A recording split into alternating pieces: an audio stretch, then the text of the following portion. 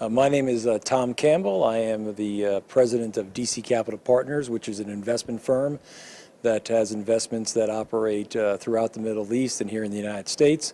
One of our investments, Michael Baker, and another, Sallyport, both have extensive operations currently in Iraq and have a deep familiarity with what's going on in the region and in that country. So as I look at it right now with the activity going on in the north, which is obviously a military action where we have a number of different partners fighting toward the same objective of defeating ISIS and terminating that reign, if you will, to coin a phrase.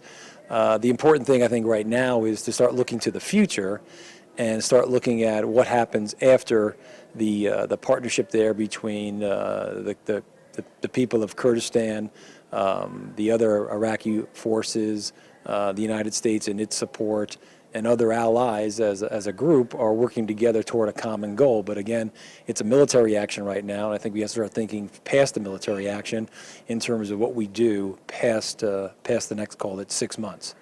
So from my perspective, the focus has got to be more on a diplomatic one, where we continue to foster relationships with our partners in the region. And I'm speaking on as a private citizen on my own views.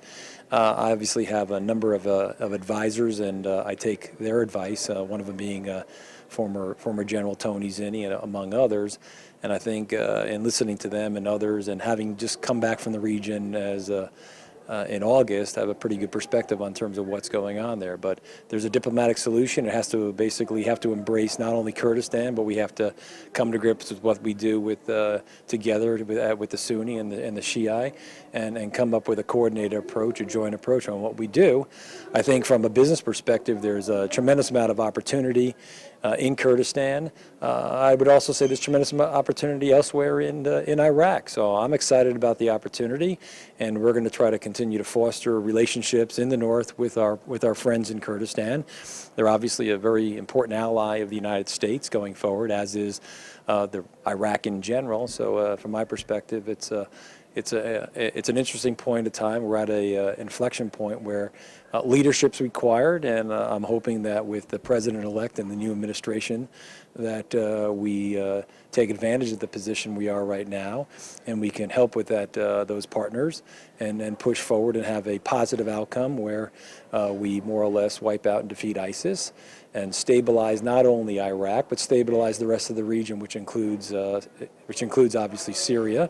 And basically focus on economic development and not forgetting, all important, the humanitarian issue that we have there as well.